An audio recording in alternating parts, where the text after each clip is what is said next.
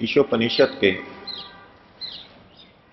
16वें मंत्र की चर्चा पिछले दिन हुई। आज अगले मंत्र 17वें मंत्र पर चर्चा करते हैं। पिछले मंत्र में साधक ने पूषण, यम, सूर्य, प्राजापत्य इन गुणों से युक्त परमात्मा से प्रार्थना की थी कि मेरे लिए संसार के इस आकर्षण को, इन रश्मियों को एकत्रित कर दो, समेट लो, उनको व्यवस्थित कर दो। मैं तुम्हारे उस कल्याणतम तेज स्वरूप को जानना चाहता हूं।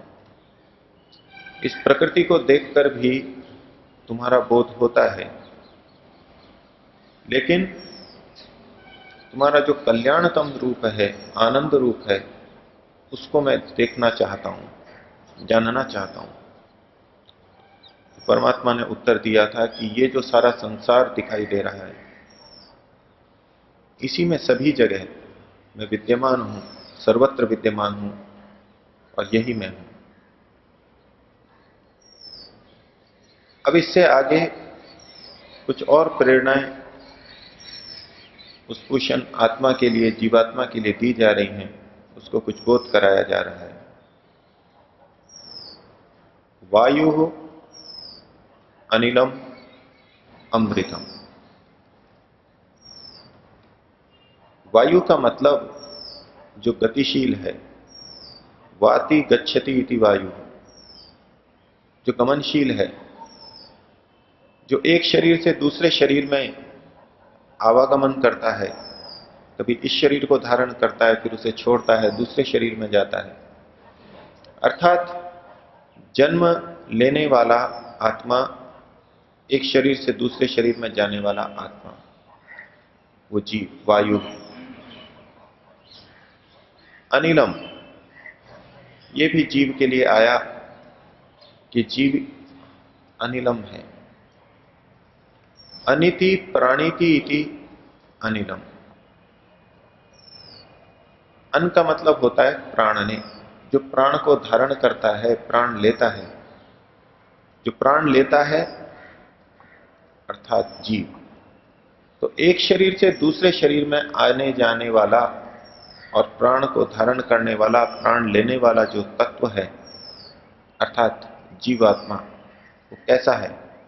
वायु अनिलम अमृतम। वो अमृत है, वो मृत नहीं होता, वो नष्ट नहीं होता। इस जीवन की सच्चाई को हमारे सामने रखा जा रहा है कि जो चेतन आत्मा है वो कभी नष्ट नहीं होता। हां, जीव तो है, वो एक शरीर से दूसरे शरीर में तो जाता है, शरीर को छोड़ता तो है। और अथ इदम शरीरम भस्मांतम, और ये जो शरीर है ये भस्मांत है, भस्म होकर के समाप्त होने वाला है। शरीर शब्द अपने आप में ही इस बात को बताता है। शीर्यते इति शरीरम, जो नष्ट होता है, जीर्ण शीर्ण होता है, उसे ही शरीर कहते हैं।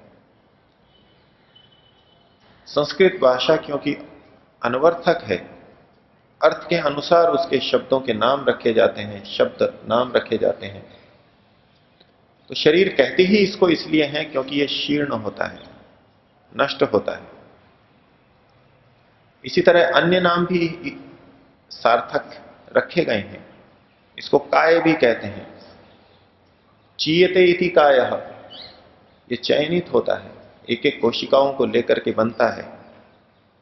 इसको देह कहते हैं। देह उपचय, जो उपचित होता है, बढ़ता है, उसको देह कहते हैं। तो शरीर एक एक करके चयन को प्राप्त होता है, बढ़ता है और शीर्ण भी होता है। तो यहां शरीर के उस शीर्ण धर्म को लेते हुए कहा गया, ये जो शरीर है ये भस्मांत है। इसमें उपनिषदकार ने, ईश्वर ने ये मंत्र ईशोपनिषद के साथ साथ यजुर्वेद के 40वें अध्याय में भी आया है, थोड़े अंतर के साथ। लेकिन भस्मात्म शरीरम ये वेद के अंदर भी कहा गया है। तो वेद में ईश्वर उपदेश दे रहा है, ये शरीर भस्मांत है। एक प्रेरणा तो ये दी जा रही है कि शरीर के अंतिम कर्म को मृत्यु के बाद में इस शरीर का समाधान जला करके करो, इसको भस्म के रूप में ले आओ, अर्थात दाह संस्कार करो। अंत्येष्टि, अंतिम इष्टि, 16वां संस्कार वो जला करके करो। संसार में बहुत तरह की विधियां शरीर के निपटारे के लिए की जाती हैं। जलाना भी बहुत प्रसिद्ध है, प्रचलित है। जमीन में गाड़ना, जल में प्रवाहित कर देना, पशु पक्षियों के आगे छोड़ देना, ये सब लोक में प्रचलित है। लेकिन वेदोक्त और उपनिषदकार के द्वारा कहा गया शरीर को जलाने रूपी अंतिम संस्कार ये सर्वश्रेष्ठ है। इस शरीर को यदि जला दिया जाता है तो शरीर से होने वाली हानियां नहीं होती। जो रोग फैलते हैं, फैल सकते हैं, जो पर्यावरण का प्रदूषण हो सकता है, वो इससे नहीं होता।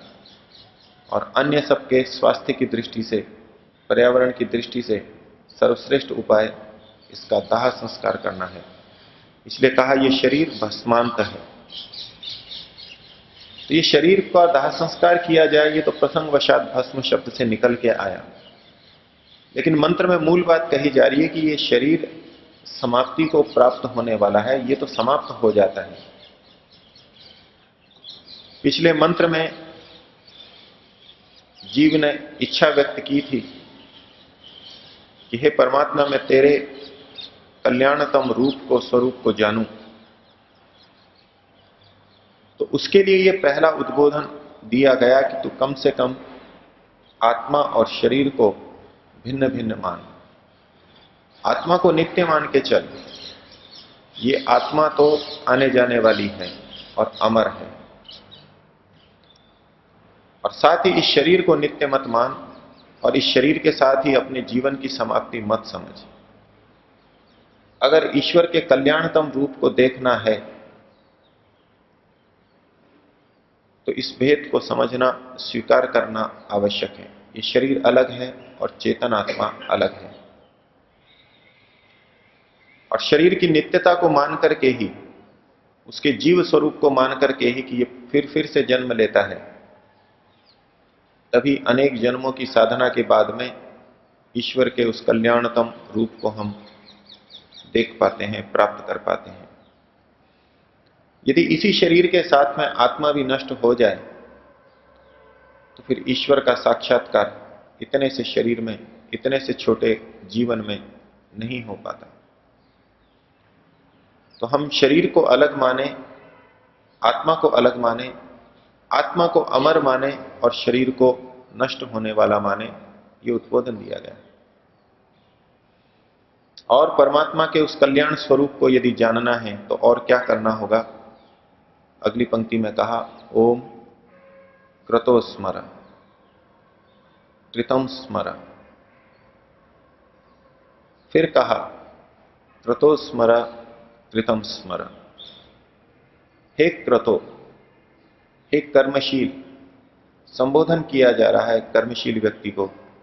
हे क्रतु, हे कर्मशील आत्मा, हे कर्मशील व्यक्ति, हे कर्मशील मनुष्य, ओम स्मर, तो ओम का स्मरण कर। परमात्मा का मुख्य निज नाम ओम, और उसके स्मरण के लिए कहा जा रहा है। परमात्मा के स्मरण का मतलब है परमात्मा के गुण धर्मों को समझना, उनका विचार करना। केवल ओम शब्द के स्मरण की, ओम शब्द के उच्चारण की बात यहां नहीं कही जा रही। योग दर्शन से स्पष्ट है कि जब कैसे किया जाता है, स्मरण कैसे किया जाता है, तज्जपस तदर्थ भावनम। शब्द का उच्चारण होगा, जप होगा, और अर्थ की भावना भी साथ में चलेगी। ईश्वर का जो स्वरूप वेदों में बताया गया, उपनिषद में बताया गया, उस स्वरूप को स्मरण रखते हुए, उसकी भावना करते हुए हमको ओम का स्मरण करना है। और ये ओम का स्मरण ईश्वर के उस कल्याणतम रूप की प्राप्ति के लिए, उसके दर्शन के लिए आवश्यक है। ईश्वर की स्तुति, उसका स्मरण करने से, बार बार उसको ध्यान में लाने से उसके प्रति प्रीति, लगाव, प्राप्ति की इच्छा बढ़ेगी और हम उस रास्ते पर चल सकेंगे। एक बार इच्छा करके यदि छोड़ दिया तो हम उस रास्ते पर लंबे नहीं चल पाते। तो बार बार उसका स्मरण करते हुए हमको आगे बढ़ना है। इसलिए कहा ओम स्मरण, ओम का स्मरण कर। एक कर्मशील मनुष्य तू ओम का स्मरण कर। आजकल एक बात बड़ी सामान्य रूप से जन सामान्य के द्वारा कह दी जाती है, जो अध्यात्म में रुचि नहीं रखते, जो केवल भौतिकवादी हैं, पेट पालने में और सुख सुविधाएं जुटाने में लगे हुए हैं, मेहनत करते हैं, वो आज के साधकों को, ध्यानियों को देख करके बोलते हैं कि जिनके पास कोई काम नहीं होता वो ओम का स्मरण करते हैं या ध्यान करते हैं, जप करते हैं। निठल्ले हैं, कोई काम नहीं है, इसलिए बैठ जाते हैं। जो क्रियाशील हैं उनके पास कहां समय है ओम के स्मरण का, कहां है ध्यान का समय। और सारे उपासकों को, साधकों को निठल्ला मान लेते हैं। कुछ अंश में ये दोष साधकों में, अनेक साधकों में होता भी है। और अनेक व्यक्ति जब समाज में कर्मशील नहीं हो पाते, असफल हो जाते हैं, तो अध्यात्म की तरफ आ जाते हैं। अपने जीवन की सार्थकता अध्यात्म में देखने लगते हैं और अपनी उस क्रियाहीनता को अध्यात्म के रूप में छुपा देती है, ढक देते हैं उसको। और ये वास्तव में होता भी है। तो ऐसे व्यक्तियों के लिए ये कथन ठीक हो सकता है, लेकिन वास्तव में ये प्रार्थना, ये जप तो क्रियाशील व्यक्ति के लिए ही है। इसलिए पंक्ति में कहा गया ओम क्रतो स्मर। एक क्रतु, तू ओम का स्मरण कर। और जो क्रतु नहीं है वो केवल ओम का स्मरण करेगा, उसके लिए वो सार्थकता वहां नहीं हो पाएगी, वो प्रगति नहीं कर पाएगा। कर्मशील मनुष्य ही, ईश्वर को पाने के लिए प्रयत्नशील मनुष्य और जीवन को व्यवस्थित करने के लिए प्रयत्नशील मनुष्य ही जब ओम का स्मरण करता है तो वो ऊंचाइयों को पाता है। ये अलग बात है कि आज समाज के अंदर वो भौतिकवादी भी, जो कभी ये कहते थे कि ध्यान तो निठल्ले लोगों का काम है, ध्यान की महत्ता को, जप की, पूजा पाठ की, प्रार्थना की महत्ता को स्वीकार करने लगे हैं।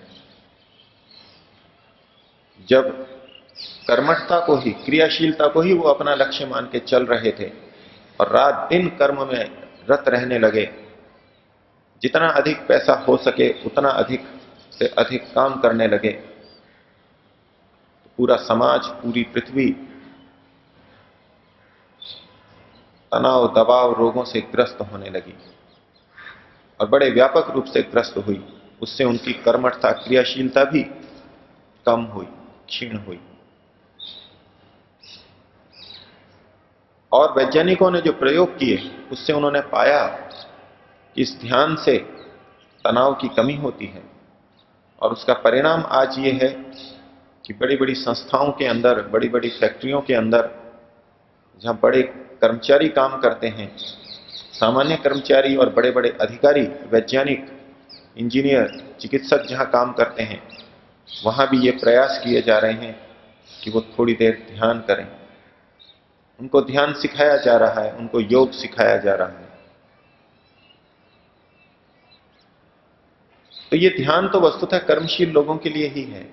ईश्वर का ओम का जप कर्मशील लोगों के लिए ही है। तो मंत्र में कहा ओम क्रतो स्मर। एक कर्मशील पुरुष तू ओम का स्मरण कर। ओम का जप भी आवश्यक है और कर्म भी आवश्यक है। और फिर आगे कहा कि केवल कर्म करके और ओम का जप करके ही मत बैठ जाना। कृतम स्मरण, अपने किए हुए को भी याद कर। कर्म करते जाओ और उसको छोड़ते जाओ, ऐसा नहीं। अपने कर्मों को भी याद कर, किए हुए को याद कर। वो किया हुआ अच्छा हो उसे भी याद कर, और जो किया हुआ बुरा है उसको भी याद कर। अगर तू मेरे कल्याणतम रूप को देखना चाहता है तो अपने किए हुए को भी याद कर। उपनिषद में मैं पहले कहा, कुर्वन्ने वेह कर्माणि जिजी विशेष क्षतम समा। पूरे 100 वर्ष तक और उससे आगे भी कर्म करते हुए ही जियो, लेकिन कर्म ही मत करते जाना। अंत में कहा जा रहा है कृतम स्मरा, अपने किए हुए को भी याद करना। प्रत्यहम प्रत्यवेक्षेत नरश्चरितम आत्मनः। मनुष्य को चाहिए कि वो अपने चरित्र को, किए हुए कार्य को प्रतिदिन देखे, प्रतिदिन लौट लौट के अपने को देखे। और देखना क्या है, किन्नु में पशुभिस्तुल्यम किन्नु सत्पुरुषैरिति। मेरे कौन से कर्म हैं जो पशुओं के समान हैं, केवल स्वार्थ से युक्त हैं, और कौन से कर्म हैं जो सत्पुरुषों के समान हैं, परोपकार के लिए, अपने अंतःकरण की पवित्रता के लिए हैं। और जो इसको नियमित देखता है वो ही ईश्वर को पा सकता है, ईश्वर के उस स्वरूप को जान सकता है। तीसरा संकेत महर्षि दयानंद ने किया कि अपने कर्मों को स्मरण कर, ओम का स्मरण कर। तो कहा कि ये आत्मा चूंकि नित्य है, ये कर्मों को भोगती है, अपने कर्मों के अनुसार अवश्य फल को प्राप्त करती है। इसलिए इस बात को विचार में रखते हुए तो धर्म की तरफ प्रवृत्त हो और अधर्म से अपने को हटा। ये मत सोच इस जन्म में जो करना था कर लिया, जो लूटपाट करके, धोखा दे करके, धन प्राप्त करके सुख लेना था, सुविधाओं को भोगना था, वो भोग लिया और फिर शरीर नष्ट हो जाएगा, मेरे इस पाप पुण्य का कुछ नहीं होगा, मैं मर ही जाऊंगा तो कौन सा कानून मेरे को कर्मों का फल देगा। ये आज का कानून तो नहीं देगा, मनुष्यों का कानून तो नहीं देगा। तो महर्षि ने इस बात की तरफ वहां संकेत किया है कि अपने इन कर्मों को स्मरण कर और ये याद रख कि तू तो नित्य है, इन कर्मों का फल तो तेरे को ही भोगना है। और इसको मन में रखते हुए धार्मिक, धर्मयुक्त कार्यों की तरफ ही बढ़ और अधर्म कार्यों से, अधार्मिक कार्यों से अपने को हटा। मंत्र में कहा वायु अनिलम अमृतम। ये एक शरीर से दूसरे शरीर में आने जाने वाला, प्राण को लेने वाला, प्राण को धारण करने वाला जीव अमृत है, मरता नहीं है। और अथ इदम शरीरम भस्मांतम, ये शरीर भस्म होने के साथ समाप्त हो जाता है, जल जाता है, नष्ट हो जाता है।